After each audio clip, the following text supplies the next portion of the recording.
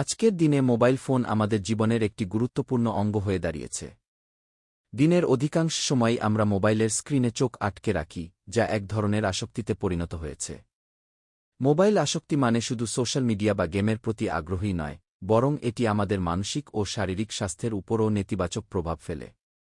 Mobile আসক্তির ফলে মানুষের মধ্যে শারীরিক অস্বস্তি যেমন চোখের সমস্যা, ঘাড় ব্যথা এবং মাথা ব্যথা দেখা দিতে পারে। পাশাপাশি মানসিক সমস্যা যেমন উদ্বেগ, বিষণ্ণতা এবং একাকিত্বের অনুভূতি বৃদ্ধি পায়।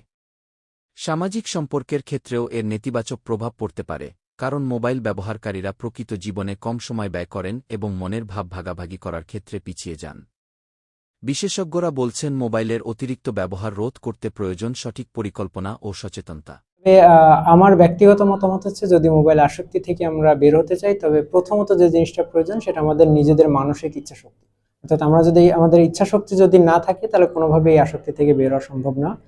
আর আরেকটা জিনিস প্রয়োজন, সেটা হচ্ছে সবার সচেতনতা।